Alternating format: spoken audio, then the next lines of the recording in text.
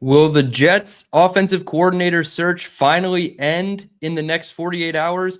We discussed the latest on the coaching search surrounding the New York Jets, as well as some potential defensive options with the number 2 pick in the 2026 NFL Draft. It's the DTereman Football Show live, and it starts right now.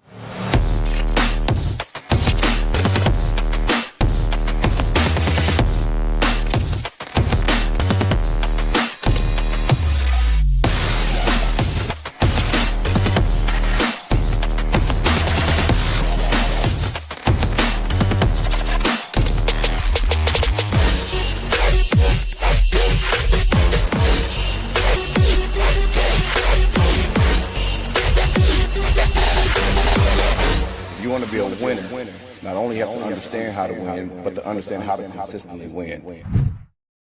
What's going on, Jets fans? It's your boy DT back with another live stream. Technically, episode 63, if I am keeping count right. Counting is very hard. Integers are not my expertise.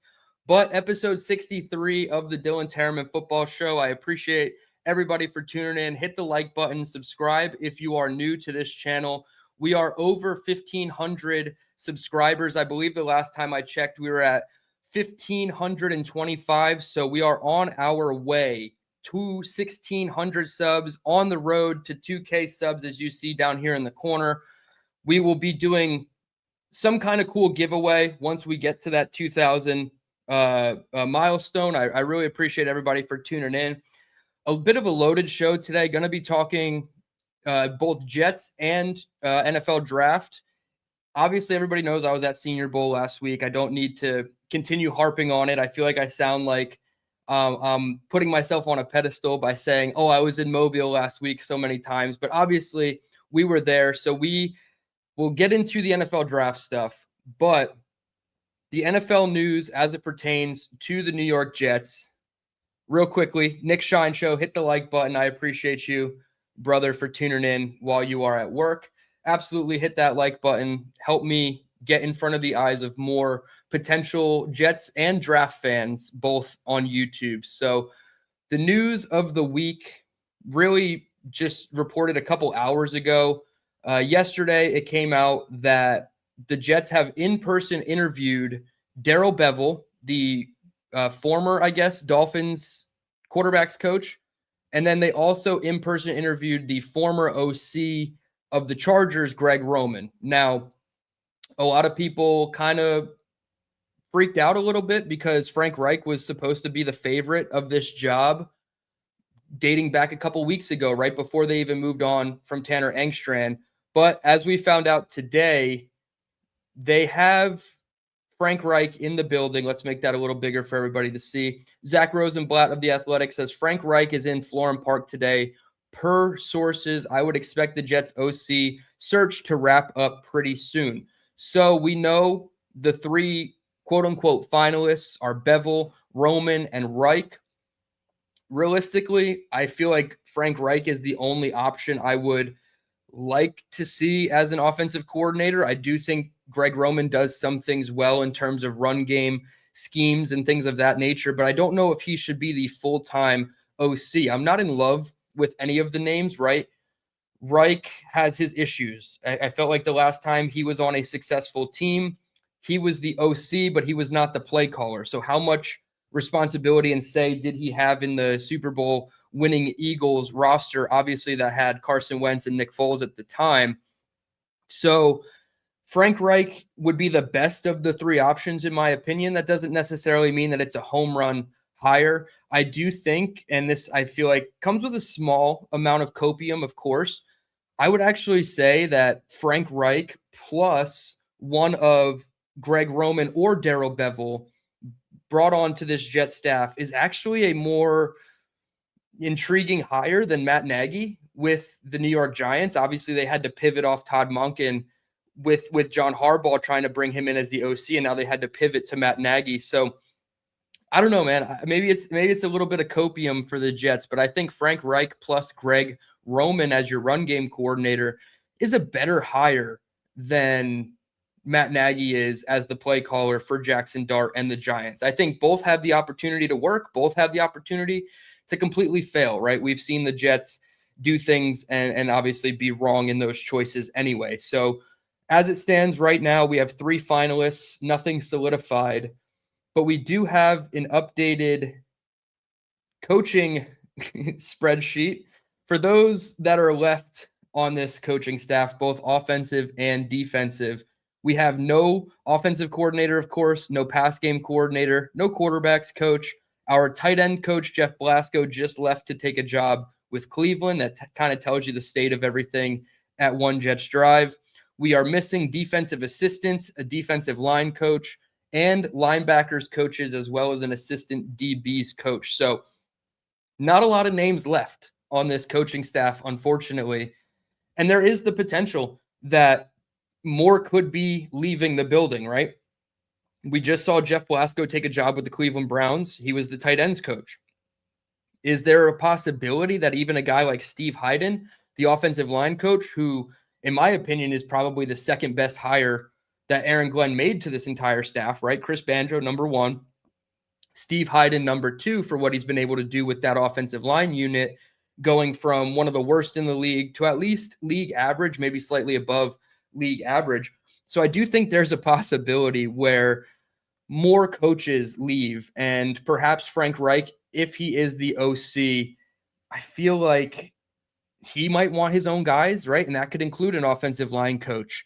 And Nick says it right here. One of the 5 coaches retained was Jefferson. Glenn inherited him. Exactly. So do you even give him credit for Sean Jefferson staying? I didn't even think Sean Jefferson should have stayed. I know he has a close relationship with star wide receiver Garrett Wilson, and perhaps that's the only reason he's hanging on right now to his job. But at this point, you might as well have just wiped the slate entirely clean.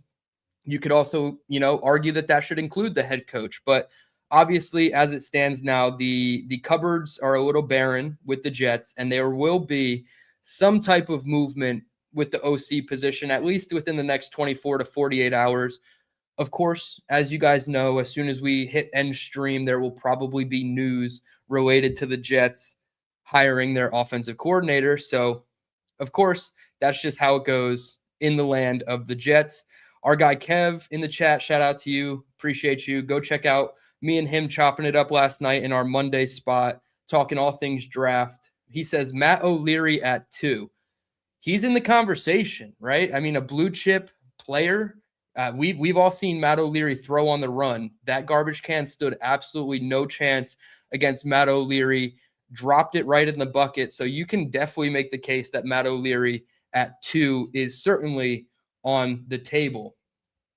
That's enough of the Jets talk. As you guys saw on the thumbnail, this is a draft-centric live stream, but I did want to get a little bit of the housekeeping out of the way. So after I came back from Mobile, hold on, Black Gypsy says DT for DC. I mean, I don't know if I can coach up the defense quite like some of us in the Jets community. I would prefer offensive coordinator if I'm just, being selfish.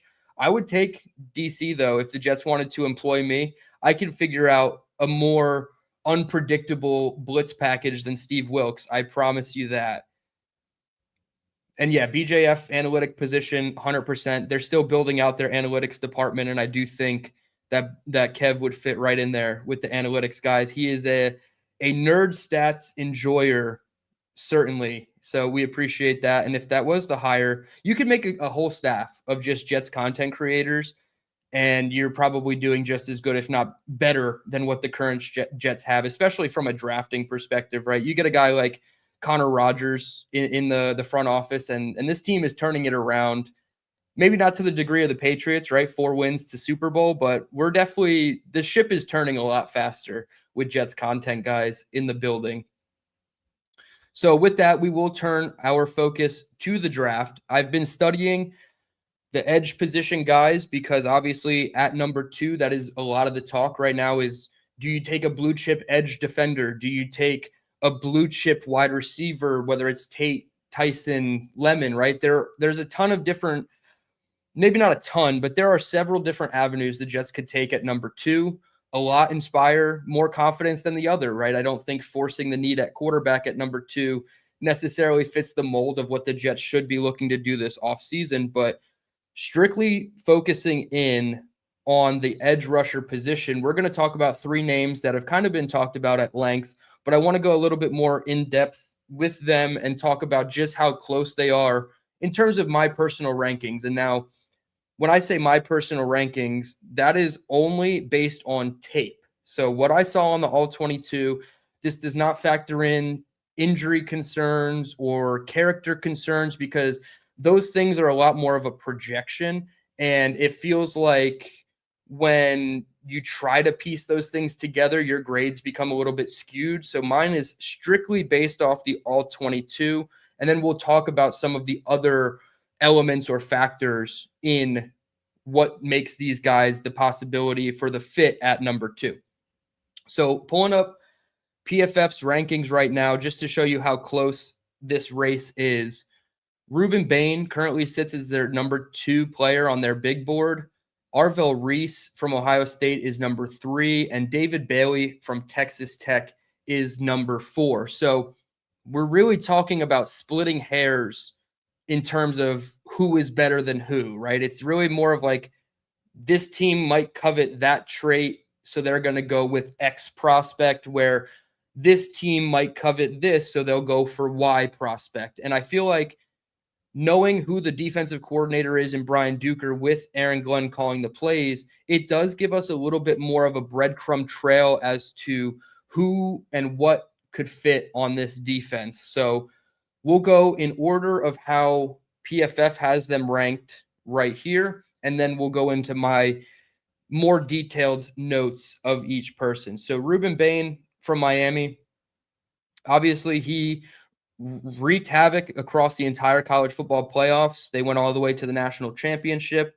Obviously, they came up short against Indiana, but Ruben Bain, to me, is a tweener, of course, right? He's going to give you that 4-3 defensive end, but he's also going to give you that kick inside and play a little bit of like 3-tech interior pass rusher from the middle. And a lot of that, is because of the length. And I'm not saying length is all of a sudden a concern for me watching Ruben Bain. I still don't think there are a ton, if any, reps that Ruben Bain truly loses because of length. Now, you can talk to me about his agility and change of direction ability, and I think those are all worthwhile arguments for him to not necessarily be the pick at 2. But I do think the arm length specifically is a bit of a moot point with Ruben Bain. I think the clips that I have pulled up, and I'm not going to show film on this stream specifically because I'm so tired of YouTube trying to, demonetize all of my videos that include even one play of film. So Ruben Bain, to me, he just wreaks havoc across the board. He lives in the backfield. There were plays against Indiana in the national championship where he was chasing down Fernando Mendoza. And granted, Fernando Mendoza is not the fastest quarterback to, in the college ranks, but Ruben Bain was beating a double team and then chasing down Fernando Mendoza in the flat and not allowing him to, escape with his legs or make a pass. And a lot of times on third down, he was really creating problems for the Hoosiers offense in the national championship. Obviously, you can mitigate that with quick passes, and that was the game plan for Indiana coming into that game. It felt like was a lot of just 1 to 3 step drops. Don't let Bain or Mesidor, his running mate on the opposite side, don't let these guys destroy the game. So they had a good game plan in place to kind of neutralize Ruben Bain, and that's going to be the case for any of these guys, right? If you are an edge rusher and the quarterback, like hypothetically, it's Aaron Rodgers, who has one of the quickest time to throw in the league, he's going to get the ball out quick, right? We just know that that's going to be the case, and you have to win faster. Unfortunately, it's just how it has to be as an edge rusher playing against a quick pass game. That's not to say that don't take an edge rusher, because all teams are just going to go quick passing. If you have good coverage on the back end, obviously right now the Jets do not, you can make it all work, right? So that's really the case with Bain.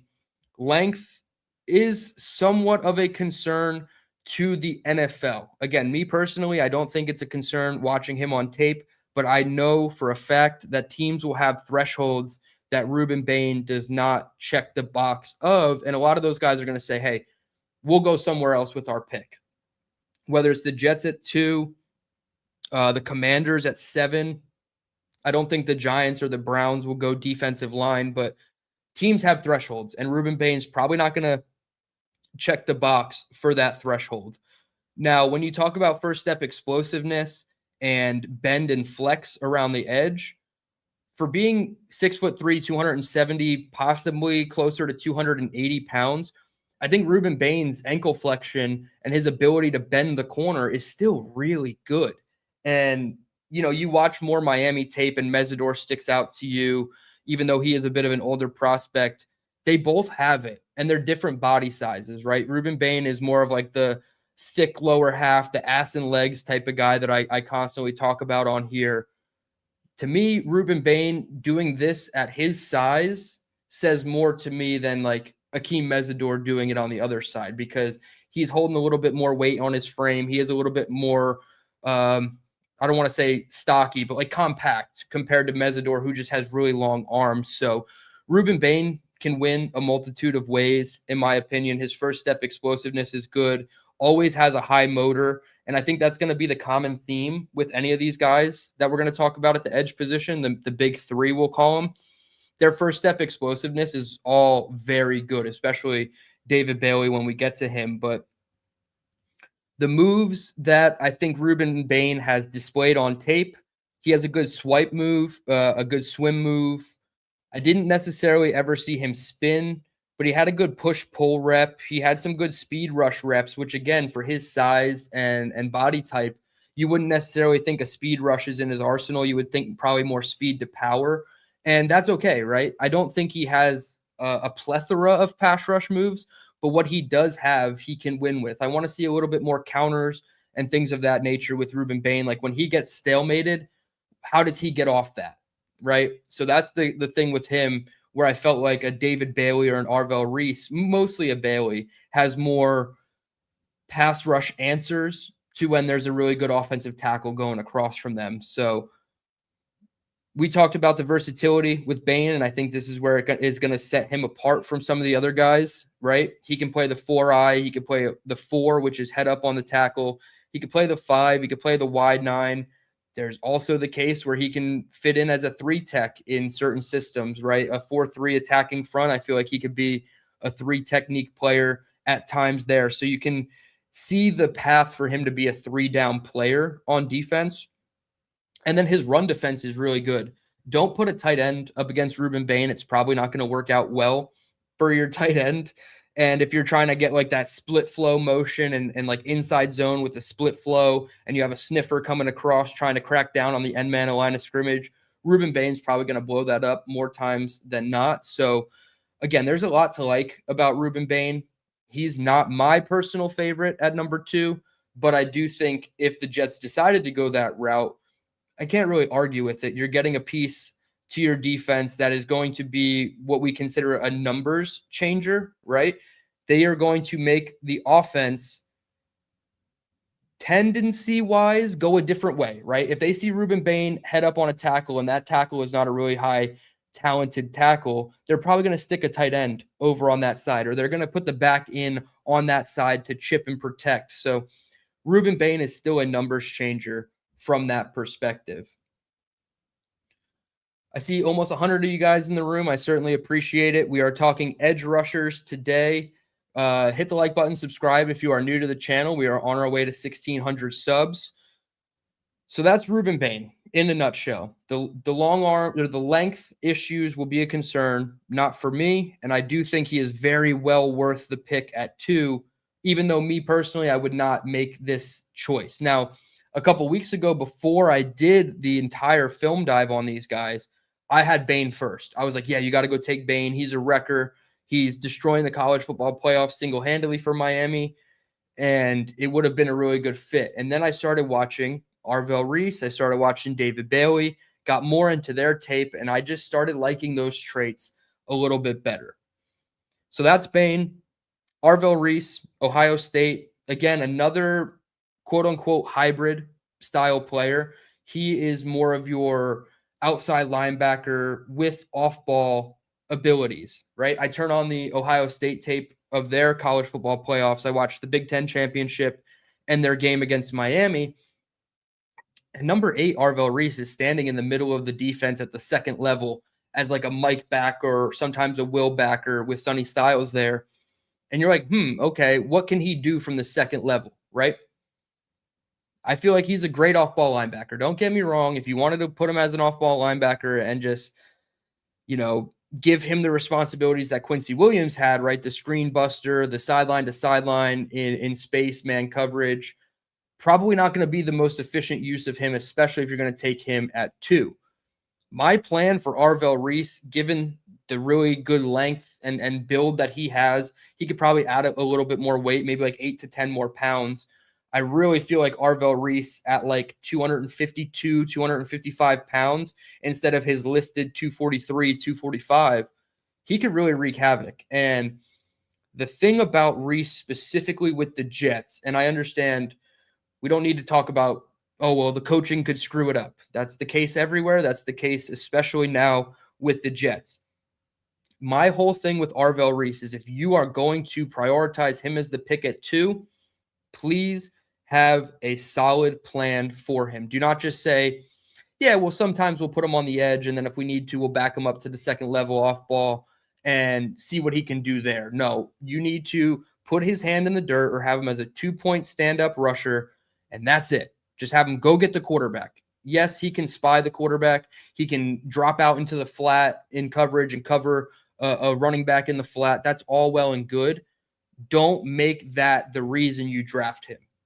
Make him a pass rusher first. Somebody who, again, is going to change the numbers. I don't think he does that quite like Ruben Bain, but the fact that he's 20 years old, he doesn't turn 21 until August, the end of August, so right before the season starts, there's more untapped potential in an Arvell Reese. But again, the onus would be on the coaching staff to say, hey, we know what your limitations are at off-ball linebacker. Sometimes you cover grass. There are times where he drops back and he's just covering nothing and he's staring at the eyes of the quarterback and he gets lost in space and the ball goes somewhere where he's not necessarily anticipating because he's just following the quarterback's eyes too heavily. So Arvell Reese is one of those, I don't want to call it a square peg in a round hole, but it almost leans that way a bit because what is the coaching staff's plan for him? And that is what scares me the most with Arvell Reese.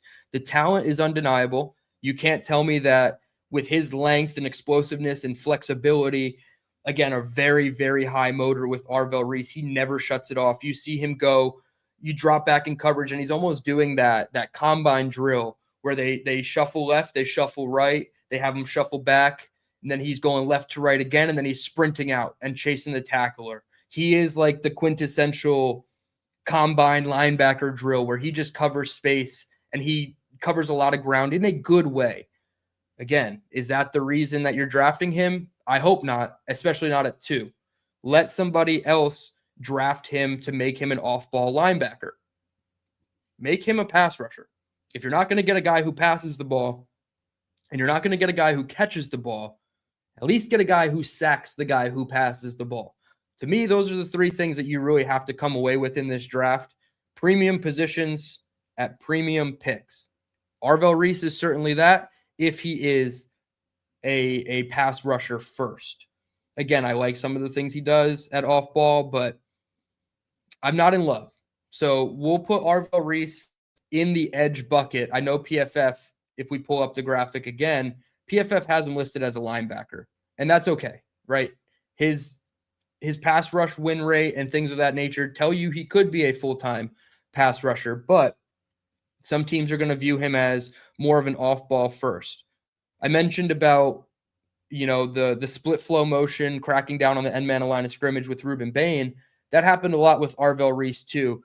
And his ability to put his foot in the ground, lean into that block, absorb the block, and then get off it, both in the run and the pass game, is really, really special with Arvell Reese. And again, you're talking about a 20-year-old prospect who can add a little bit of weight to his frame, give you a little bit more pass rush juice at like 252, 255. yeah, then you're really talking about somebody who could be really special. And then by year 2, year 3, or year 4 in his rookie contract, then you start implementing more of the off-ball duties. Do you want to consider him a Micah Parsons type? Sure. I feel like those lofty comparisons tend to lead people to be disappointed by an Arvell Reese potentially. So we'll see just how close to a Micah Parsons type he could be. But there are times where he's lining up, standing up in the A gap above the center or the guard, and he's doing a good job fitting the run. He's doing a good job getting off blocks in the pass rush game. So Arvell Reese to me has to be a pass rusher first. Then you introduce the off-ball stuff, but at least just pin his ears back and go. Now, the third and final guy who I believe should be in the conversation at 2 from this edge rusher group is the guy that I think should be the pick at number 2, and that's David Bailey. Texas Tech edge rusher, 6'3", 250 pounds. So he already has the frame that you want to see from a guy like Arvell Reese. Arvell Reese at 243, Bailey at 250, and then you jump up to Bain at like 270, 280. So there's a big difference between Bain and Reese and Bailey in terms of body size. I don't know. David Bailey, to me, when I put on his film, the best way to describe it is I like sat forward in my seat more watching David Bailey, whereas I'm like more relaxed and watching Arvell and Bain. And I think they're doing great jobs, don't get me wrong, but I'm literally just like leaning in. I'm like, whoa, okay, so this is what David Bailey can do. And at his size and his length, again, he's a bit of not an older prospect, but he'll be 23 by the time the season starts. His birthday is the end of August as well. The combination of speed, explosiveness, and bend with Bailey specifically is super fun to watch. And his pass rush moves, I feel like he always has a counter. He'll hit you with a spin a couple times, and sometimes it doesn't work. Obviously, if you're getting double teamed, it's going to be hard to spin off of a double team. But he's got the bull rush. He's got the speed to power. He turns his pressures into sacks. Whereas I feel like a guy like Bain is, okay, I'm going to pressure you. And again, this is a good thing as well, but I'm going to pressure you, make you step up into the pocket, and somebody else is going to finish the job, which is where Akeem Mesidor comes into play for the Miami Hurricanes. But Bain was more pressure leading to other people getting the sacks, where I think Bailey is like, I'm going to pressure you and finish with the sack. So again, you're talking about a 10-plus sack guy in David Bailey. I don't remember the exact number. Somebody can help me out in the comments here, but he was a 10-plus sack guy at Texas Tech, getting a ton of NIL money to play for the Red Raiders. So, oh yeah, here's Jets Johnny in the chat. I appreciate you, bro. He says Bailey gets 13 sacks a year. Is that what he had at Texas Tech last year, 13? I think if that's what you're getting out of David Bailey opposite a Will McDonald, sign me up in a heartbeat. So, again, what does Aaron Glenn's defense want to look like? My assumption is he's going to lean more towards a big body defensive end, like more of a Ruben Bain than a David Bailey or an Arvell Reese. But if they want to get creative and have Will McDonald and David Bailey on the outside, and then you have a combination of Jermaine Johnson rotating in on the edge, you have guys like Juwan Briggs, Harrison Phillips, you add another pass rush interior player, then you have a formidable 6-man defensive line. And that's not to say this is going to be like the Saleh-led Jets, where that defensive line really dominated for most of 2 years, right, until they let JFM go and things kind of spiraled out of control for them. But that is what you have to get back to, because if you're not going to be great on the back end in coverage, having a formidable defensive line that can get after the quarterback, disrupt the passer, that is the quickest way to turning your defense around. And God knows that this defense needs all the help it can get. Jets Johnny coming in 14.5 sacks for Bailey last year. Appreciate that, man.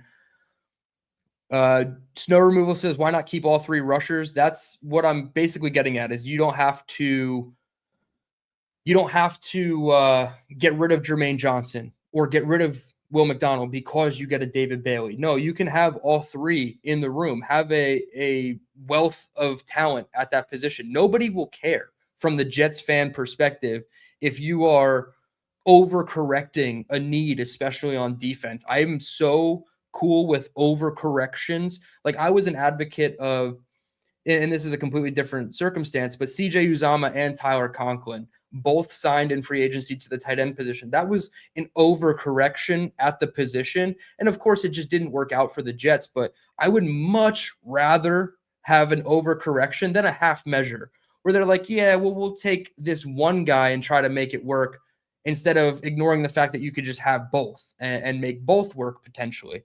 Again, we can do the misery stuff and say the Jets are never going to make it work no matter what. And I feel like Black Gypsy's calling me out here. DT, you said creative and the Jets in the same sentence. We don't do creative. We do basic. Yeah, that's unfortunately part of the reason, right? But that's not going to stop me from saying if they can be creative, right? And that's probably the homer in me, or the complete optimist in me, saying they can be creative, right? I've said this multiple times. If you're going to be a good franchise, start doing the shit that good franchises do. If the Rams would do this, you do it, right? I don't understand why that's so hard to understand. And I get it. We don't have the horses that the Rams do. That doesn't matter. You don't have the horses because you're refusing the horses, in my opinion. Do what good franchises do. Be more like the Rams.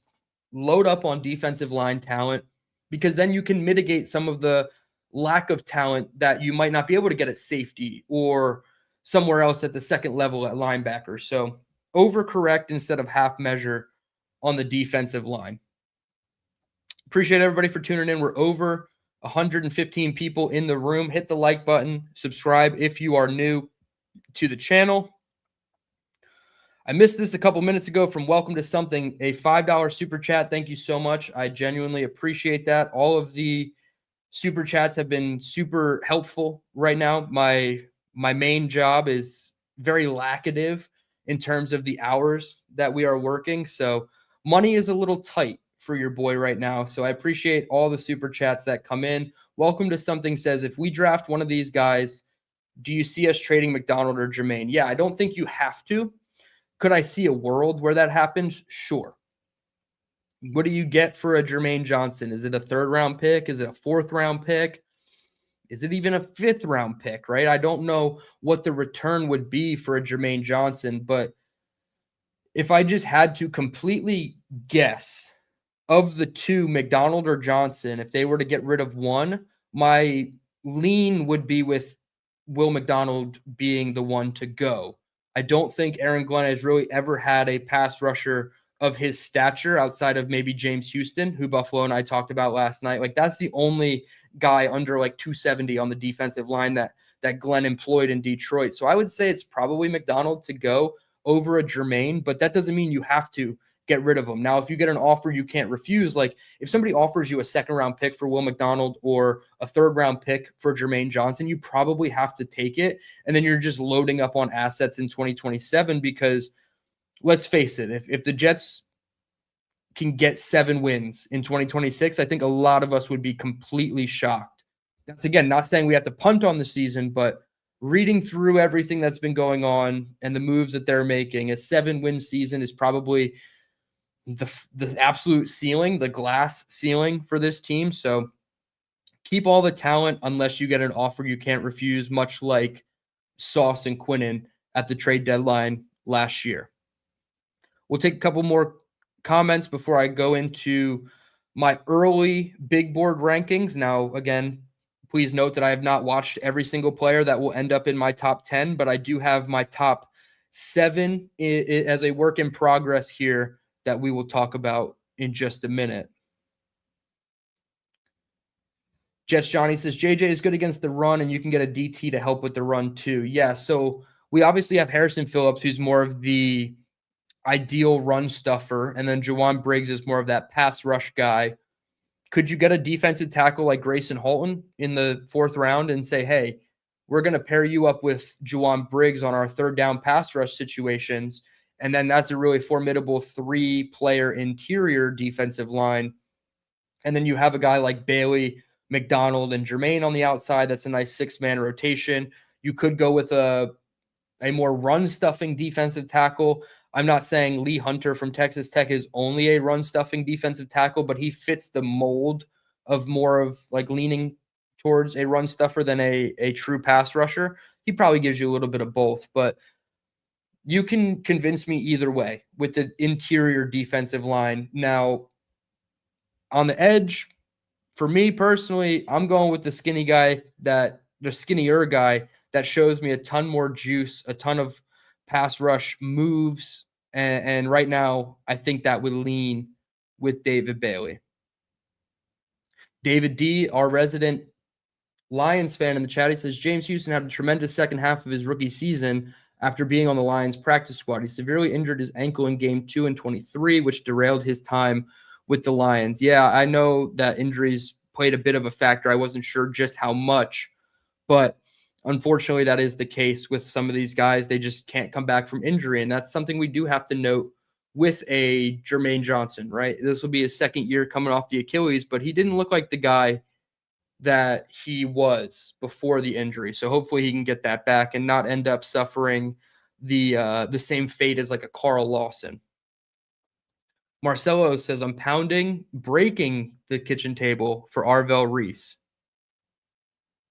Yeah, I mean, again, we'll get into just how close I have these guys rated, but I like all three on film. Slight, tweaks here and there on my rankings, and you get one guy ahead of the other, but that's not to say if they took my number 3 guy that I would just absolutely hate it and give it an F grade. Hawk says, DT, you came up on my homepage as a YouTube featured. Hell yeah. Not sure what that means, but it's got to be good. Yeah, that just means that you guys in the chat are doing your job, and I absolutely appreciate that. That means you're hitting the like button. You're subscribing to the channel. If you are new, you are allowing the YouTube algorithm to pump out more DT vibes to everybody on the YouTube space. So I certainly appreciate that. Black Gypsy says Bailey is the best of the 3. And you know what? I actually agree with you. Here are my very, very early pre-combine, post-Senior Bowl inside look at my top 7. Now, again, you will see names that are not on here. Like Jets Johnny says, Caleb Downs, would I ever take Downs at 2? I absolutely would. I don't have a final tape grade for Caleb Downs, but he's one of those rule breakers to me where you take a premium position with your premium pick. Obviously, Caleb Downs at safety is not that, but man, watching him on tape, he will be in my top 7 as soon as I finish watching Caleb Downs on all 22. So as you guys can see here, how closely ranked some of my grades are. David Bailey gets an 88. And for those curious, I take 10 traits per position that I feel like are important to that position. So obviously you see a lot of edge and wide receiver on this list. The wide receiver traits are going to be much different than the edge traits. So the ones that I'm looking at for Bailey, Reese, and Bain specifically are length, size and length, first step explosiveness, bend and flex, motor, hand power and moves, techniques, run defense, strength, versatility, and football IQ. You get all 10 of those traits, and then you give them a score 1 out of 10. Your cumulative score becomes your tape grade. So with that being said, David Bailey getting an 88 is very, very high on my entire list of guys I've ever scouted. I think only 3 defensive linemen have gotten a higher grade than David Bailey. And again, I don't watch every prospect in every draft. So it's going to be more of like positions I think the Jets will be targeting with like hot spots of their picks. Obviously, the Jets are picking pretty high in most draft classes in recent history. So we're studying guys that we're probably never going to go to the Jets, but all in all, we needed to rank them anyway. So David Bailey gets an 88. 3 players on the defensive line have ever gotten higher than that in my grading system. Will Anderson, Abdul Carter, and Jalen Carter all got 90 grades. So 2 points higher than David Bailey. So that kind of goes to show what I think comparatively David Bailey would do. I don't think he's as good as Will Anderson or Abdul Carter, but Is he better than perhaps a Tyree Wilson, who went in the top 5, top 7 a couple years back? Same school. I certainly think that David Bailey is better than Tyree Wilson. Is he better than like a BJ Ojolari coming out of LSU? Yeah, I think so too. So kind of shows you the range of where I think David Bailey is. Very high grade as an 88, but just not up there with like the elite of the elite that have come out in years past. So David Bailey gets an 88. We'll talk about the other guys on the list. Obviously, Makai Lemon, everybody probably knows by now that Makai Lemon is my number 1 wide receiver. He gets the exact same grade as David Bailey. So if you want to convince me that they take Makai Lemon at number 2, I'm completely fine with it. And then you can come back in for a blue chip edge guy if you want, or you can stick and pick at 16 and get a guy like Akeem Mesidor, who I think is totally worth the juice is totally worth the squeeze with Akeem Mesidor. Arvell Reese comes in at an 87.5, so literally a half point. Like we're splitting hairs here with David Bailey and Arvell Reese. I think you can convince me that as long as the Jets are putting him as a pass rusher, Arvell Reese should be the pick. Now, another only half a point separates him and Carnell Tate, his teammate on the other side of the ball at Ohio State at wide receiver. Again, only 1 point separating Lemon and Tate, so that goes to show you how close I think of those guys. And then the next 3 guys on the list, numbers, I guess they're all technically tied for 5th on the list. Jordan Tyson, the wide receiver from Arizona State, Fernando Mendoza, the quarterback from Indiana, and Ruben Bain, the edge from Miami. So I would have Ruben Bain after doing the tape study. I started him out as number 1, and now I feel like he's probably the 3rd guy. Again, splitting hairs, only 1 full point less than Arvell Reese, 1.5 full points less than David Bailey. So you're really splitting hairs, in my opinion. Like I said, they stack up better. Most of all 3 of these guys actually are better than like the BJ Ojolaris and Tyree Wilsons of the world. I even have a 2nd round grade on Will McDonald at an 84. So 85 is the threshold for me for 1st round grades. 84 for Will McDonald. I had him as a 2nd round grade. He went 15 overall. We all know that it was probably a reach at that pick, and they should have went with a guy like Jackson Smith and Jigba. So all 3 of these guys worth it in the 1st round. I'm not going to have more than maybe 12 to 13 1st round grades, right?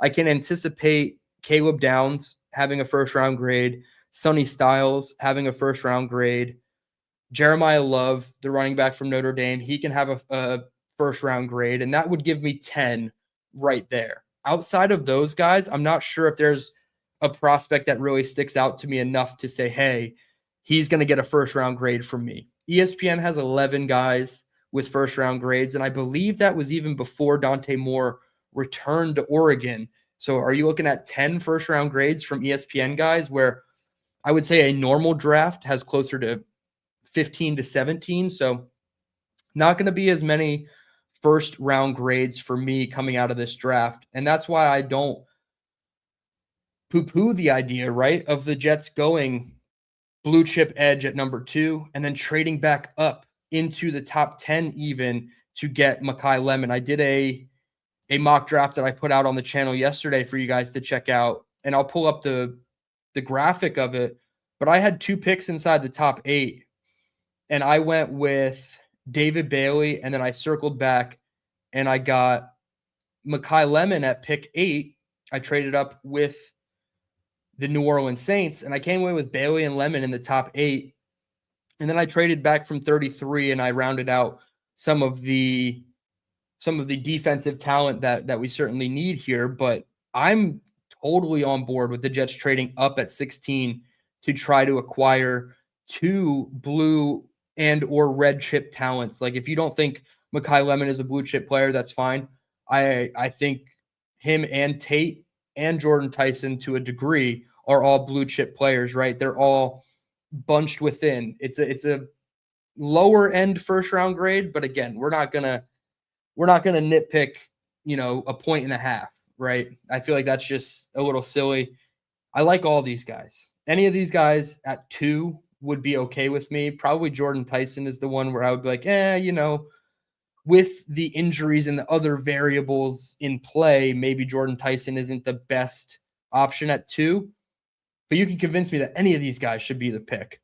I know somebody down here commented on my Mendoza grade of 86.5. Jets Johnny says, dog, Mendoza 86.5. Yeah, so I guess for context, 86.5, that would be higher than Shedeur Sanders, who got a fringe first-round grade for me at an 85, and it would be half a point lower than Cam Ward. I had Cam Ward as an 87, and I had Shedeur Sanders as an 85. So Fernando Mendoza kind of fits right in between them at 86.5.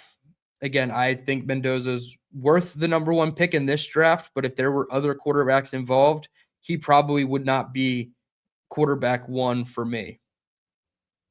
Not sure if you're saying this that I am too high on Fernando Mendoza, but I think historically with my grading system, him slotting in between Cam Ward and Shedeur Sanders, like if this was last year's draft, I totally would take Fernando Mendoza after Cam Ward. I was a huge fan of Cam Ward coming out of Incarnate Word, and when he transferred over to Washington State, and then when he transferred over to Miami, I felt even better about his chances of going 1 overall. So, yeah, Jets Johnny, I think that that's pretty fair. Cam Ward had some issues coming out of Miami that weren't necessarily like he's not a surefire top 10 pick. Like he's not the Joe Burrows of the world. He's not even the Drake May, Jaden Daniels of the world, where if I was giving them a grade, they'd probably be way closer to 90 than 86.5. So yeah, a half point separating between them. I get it. It's funny. You say one read RPO Merchant and he's half point less than Cam Ward. And then the very next chat says Mendoza is 10 times better than Ward. You need to rework your grading system. See, I would disagree. I don't think Mendoza is any times better than Cam Ward. I think Cam Ward is clearly the better prospect. And if Cam Ward was in this draft class, or if Fernando Mendoza was in last year's draft class, Cam is still the pick to the Titans at number 1. Obviously, the Jets would hope that there were more than one quarterback in this draft to take. But unfortunately, unless you're tank for Ty, you're probably not looking at quarterback with this pick.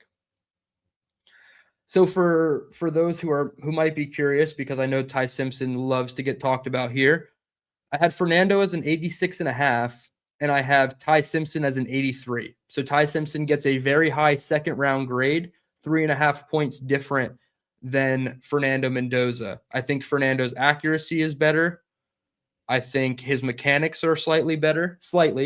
I think he threw with a little bit more anticipation, and I think his decision-making is better than Ty Simpson. Now, I think Ty Simpson has better arm strength, just as good poise in the pocket, a little bit better escapability, and then obviously size comes into play, right? You're talking about 6'5", 230 for Mendoza, and you're talking about like 6'2", 200 pounds for Ty Simpson, so the size definitely plays a factor.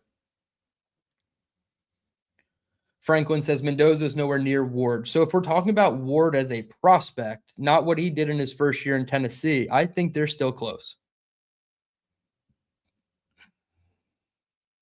Grinch says all Mendoza has is that back shoulder throw. Anything over the middle is mediocre. I do think when the pressure gets on, Fernando Mendoza isn't a perfect prospect like many believe. But I do think he has near elite ball placement at the short, intermediate, and even deep parts of the field. Again, you can nitpick it, but I would say the main concerns with Mendoza come when the pressure is ramped up. I do see a $10 super chat from David D. I greatly appreciate this. He says, Dylan, it seems like that the Jets' best options with the number 2 pick is trading down. While it will be difficult to trade down, what team do you believe would be the most likely to move up to number 2? Okay, so there's a couple situations, right? And they all include drumming up interest in Ty Simpson. If the Jets don't want Ty Simpson at 2, or if they just don't want Ty Simpson at all, tell teams like the Arizona Cardinals at 3, like the Cleveland Browns at 6, who both have brand new head coaches. We want Ty Simpson at 2, but we're willing to move off of it if you guys want to come up for him. There's a world where the Arizona Cardinals let Kyler Murray walk and Michael LaFleur wants to hitch his wagon to a Ty Simpson, sure. Or Todd Monken in Cleveland, sure. Could I see that happening? Absolutely. But the onus would be then on the Jets to operate this near perfectly, right? Like you're asking Muji to do everything to a T to allow the Jets to move out of this pick. 1, somebody has to be interested in Ty Simpson. 2, you have to probably be blown away with the trade package, unless you're flipping down to 3, because you still want to be able to get your guy. Hypothetically, they're targeting David Bailey at 2. Can you drop all the way back to 6 and still get him when the Titans and the Giants are ahead of you? Maybe, maybe not. So is there a world where they could trade out? Sure. Do I think it's likely? Probably not. And you're most likely going to have to stick and pick the guy who you think is the surefire blue chip talent, whether that is at edge or wide receiver. So I appreciate that super chat, David. I just don't know if it's entirely likely. Like Grenade, well, see, that's the thing too. If you're willing to trade, then you don't really want the quarterback. You need 2 teams, like you said. Yes, you need the Cardinals and the Browns or whoever it is to be fighting and jockeying for that position.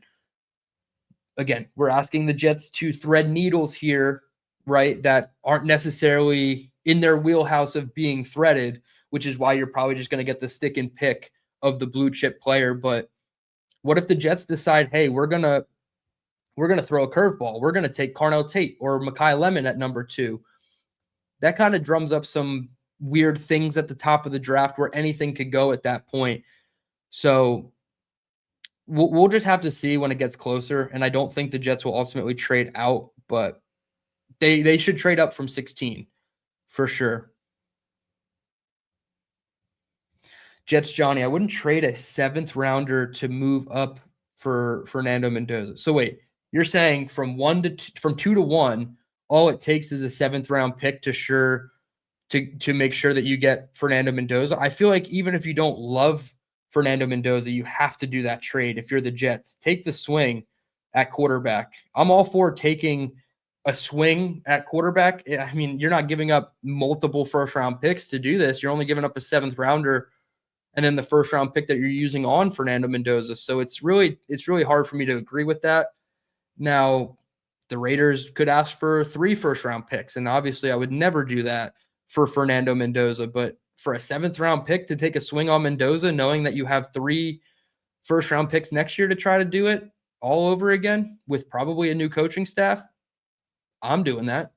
And then maybe you win too many games with Fernando Mendoza and you're not even in the spot anyway. But if you have the chance to take a quarterback, you absolutely have to do it. Like I said, you're not forcing Ty Simpson at 2, but Fernando Mendoza at 1 for a 7th round pick seems like a no-brainer. Franklin, Mendoza does not elevate players. So that is a huge sticking point with me with the quarterback position. I don't want a quarterback who needs everything else around him to be perfect. We talk about dummy proofing the offense, and that is out of courtesy for the quarterback. We don't want to dummy proof the offense because we don't think the quarterback can excel without 2 number 1 wide receivers, a stud tight end, a really good top 15 running back, and an above average offensive line and play caller. I don't think if the quarterback needs 7 of those things to happen in order to be good in the NFL, it's probably not worth the pick. I will push back a little bit, and I think Mendoza, to a degree, is an elevator quarterback.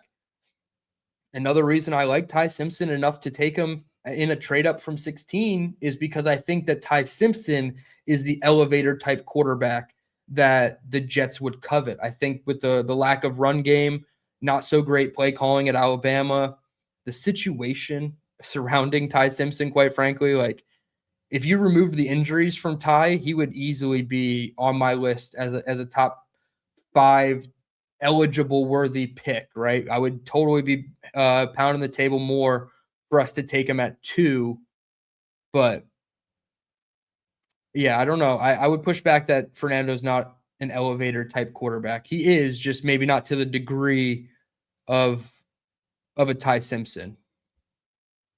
Like, he's in that realm with like Garrett Nussmeier to me, where Nuss he's good and he can, bring up some of the talent around him. The answers for Indiana's offense were right there in front of him, right? Like, Kurt Signetti did a really good job coaching that entire team. All the answers were right there for Mendoza. He gets to the back of his drop, he throws it, no questions asked. Now, when he gets to the back of his drop and he has to improvise a little bit, things get dicey. That's why I say he's not a full elevator type, as where I would say Ty Simpson, even though he has a less tape grade than Mendoza. That is one of the things that I certainly like about Ty is he brings up the offense around him. Boss Girl says, DT, you're describing CJ Stroud. CJ Stroud, the talent, I'm fine with. If that's who you're drafting, CJ Stroud, the talent, absolutely.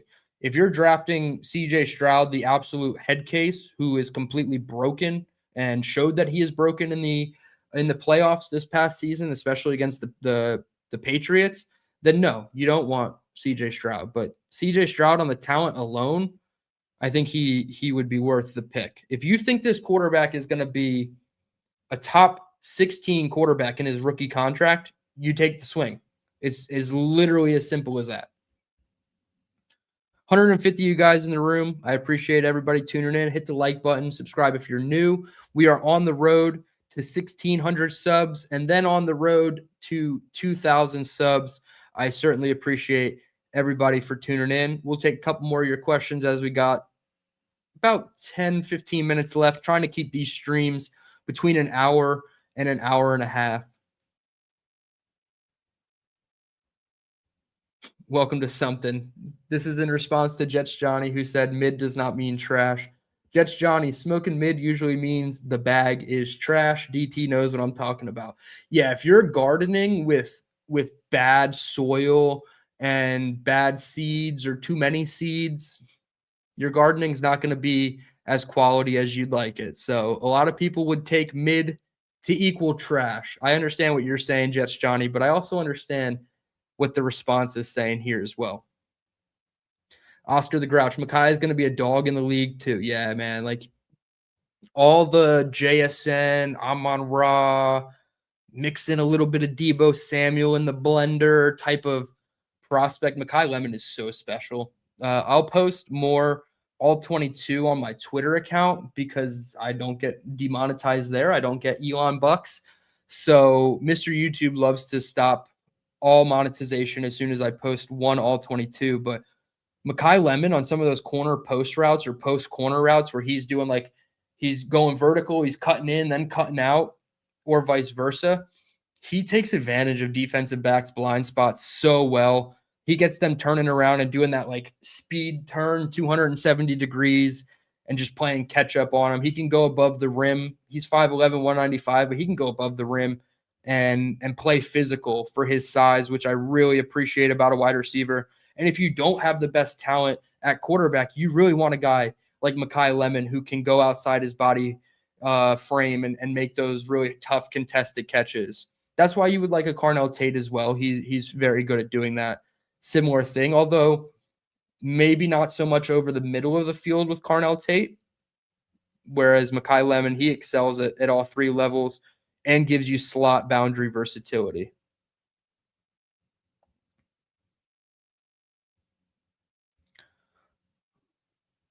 Boss Girl says, DT, who are your favorite realistic free agent targets? So let's see.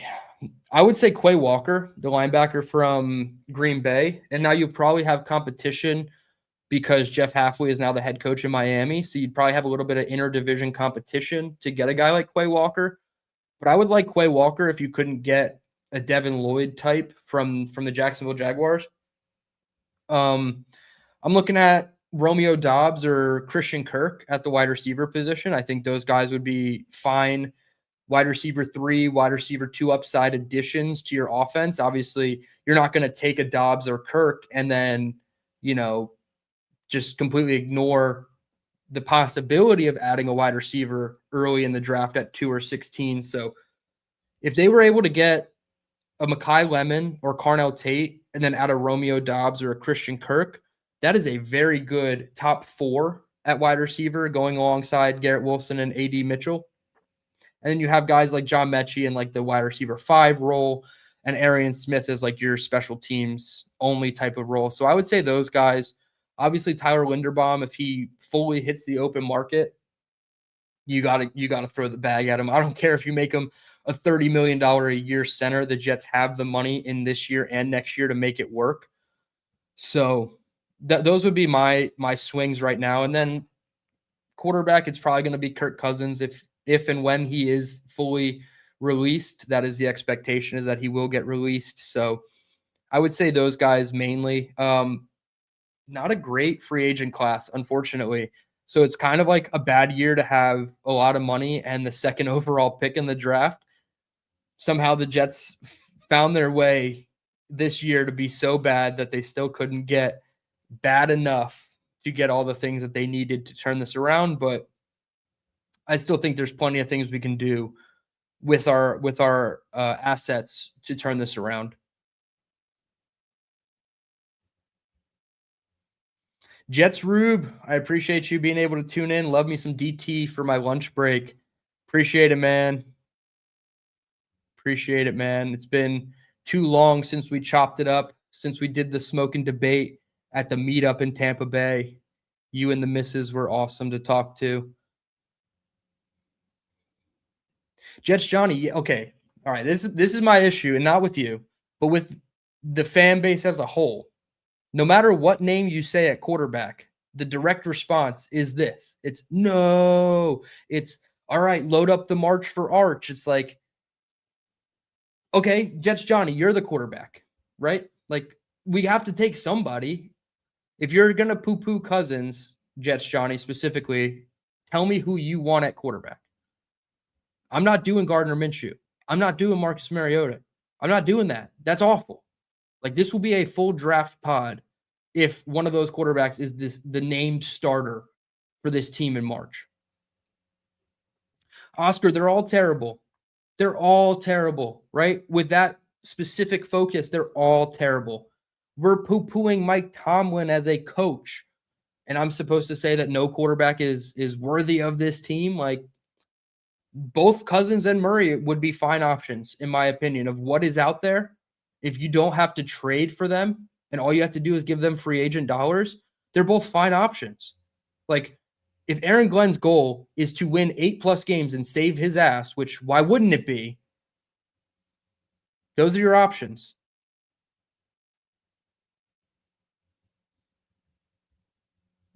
All right, Jets Johnny says, we're taking Ty at 16 and trading for Jameis Winston.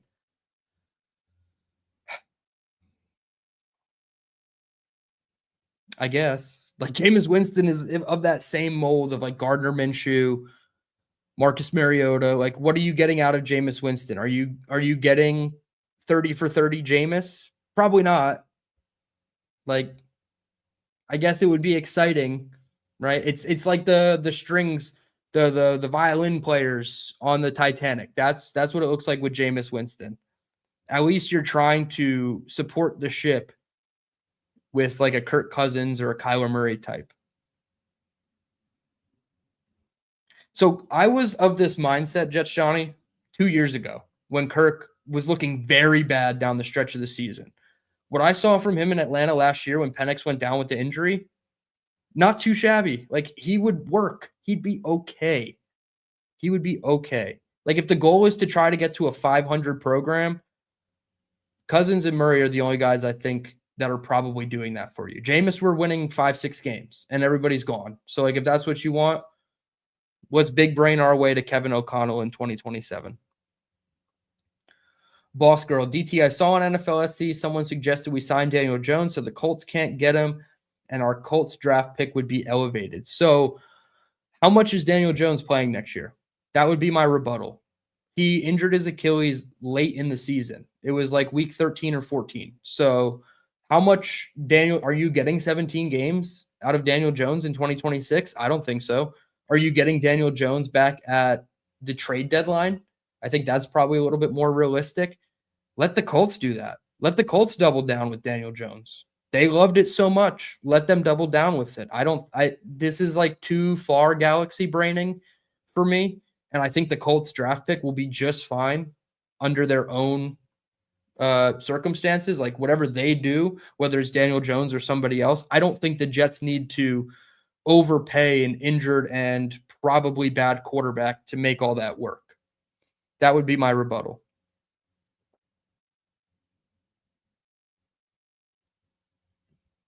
See, we're not going for fun, Oscar. Like, I get it. We're not going for fun though. We're going for wins. Like, we're trying to turn this thing around. Maybe the Jets don't want to turn it around, you know? We obviously have to explore that.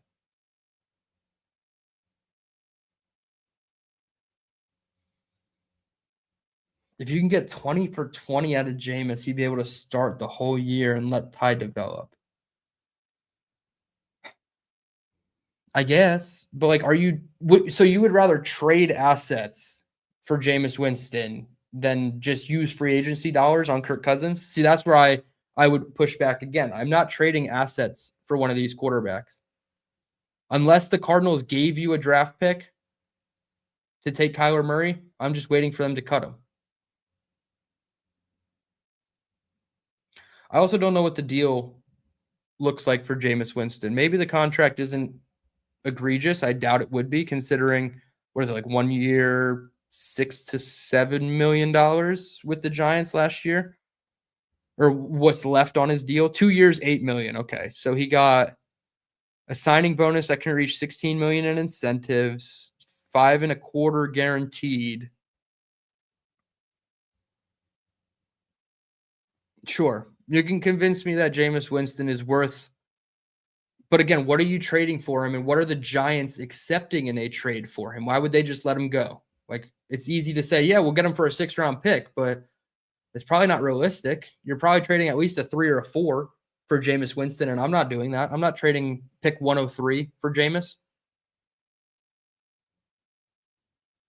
If Daniel Jones is on pace to start next season, there's going to be a lot of rust. Like, I'm cool with everything but the Jets being the team to do it with Daniel Jones, in my opinion. If somebody else wants to do it and hurt the Colts' chances for us, then yeah, absolutely.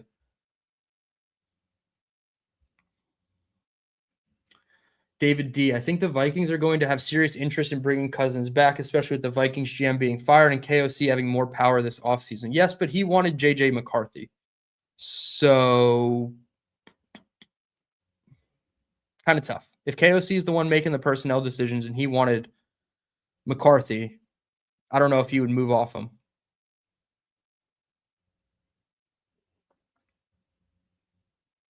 Wild Wave. Dylan confirmed unfun.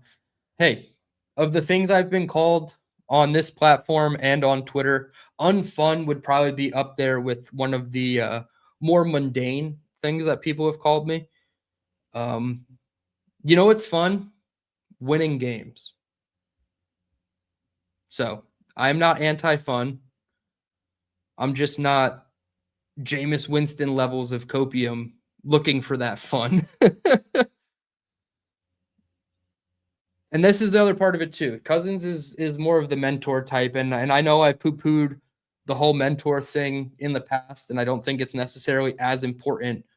But if you're going to get Frank Reich as your offensive coordinator, Kirk Cousins and Ty Simpson as the quarterback room around that, I'm completely fine with that.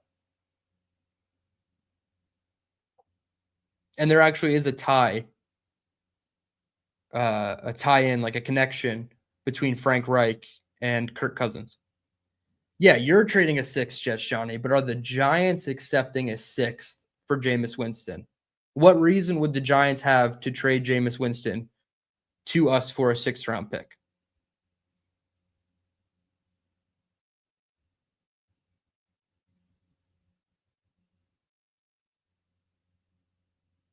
Yeah, Oscar, I'm with you. That's what I would offer as well. But are they accepting that? I don't think so. I really don't. They have no reason to. The Giants would actually be dumb to accept a 5th or 6th round trade for Jameis Winston when they can just pay him whatever it is remaining on his deal, 3 or 4 million.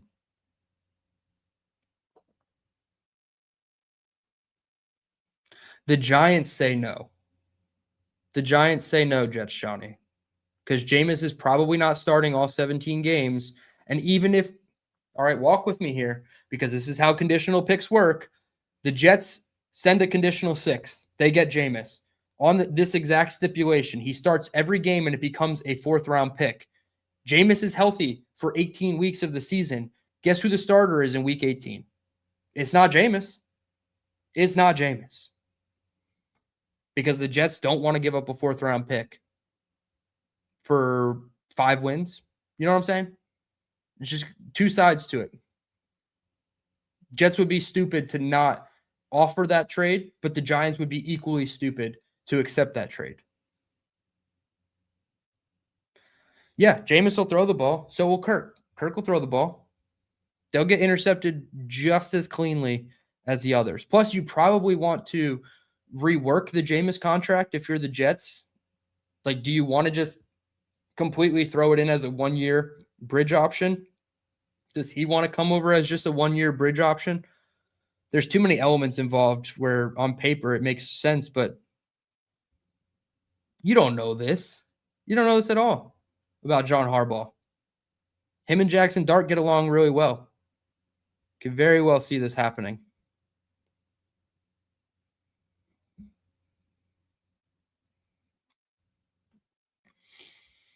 But this is part of the conversation that needs to be had internally for the Jets. What quarterback is it going to be? What are the pros and cons? Because there's plenty of them on both sides. I'm not trying to be combative with you, Jets Johnny. I just don't think I just don't think it makes sense from the Giants' perspective. Matthew Smith, Harbaugh can't eval quarterbacks. Hey, we'll see. He liked Jackson Dart enough to take the job, even though I think common sense would tell you that if the Bills' job was open, John Harbaugh is coaching in the AFC East and not the NFC East. I agree with this wholeheartedly, David. He has matured greatly in recent years. It just doesn't – that's not enough for me, right? Maturity doesn't lessen your touchdown percentage or interception percentage, excuse me. There's a lot that goes into Jameis Winston.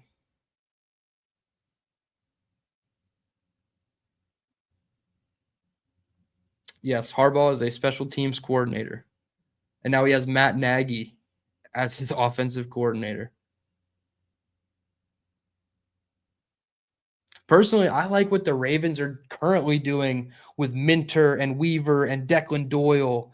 I like that a lot more than what the Giants have right now. I liked the Harbaugh to New York hiring. Would have loved it a lot more if they got Todd Monken as their OC and if they got Jim Leonard as their DC. But instead they have Matt Nagy and Denard Wilson. Not terrible coaches, but the expectation for Harbaugh's coaching staff and where they came in, a little uninspiring. Franklin, yeah, I think I'm out on trading for a quarterback, and Kyler is the only exception because it's not like the Jets are trading picks for Kyler. In most circumstances, it's the Jared Goff, where the Jets would probably receive a 3rd or 4th round pick to take more of the contract off their books for Kyler Murray and create that 1-year bridge option for the Jets and Kyler Murray in New York. I can't get with trading picks for a quarterback.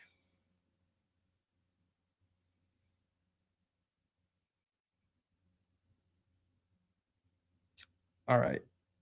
Believe that's it for the comments.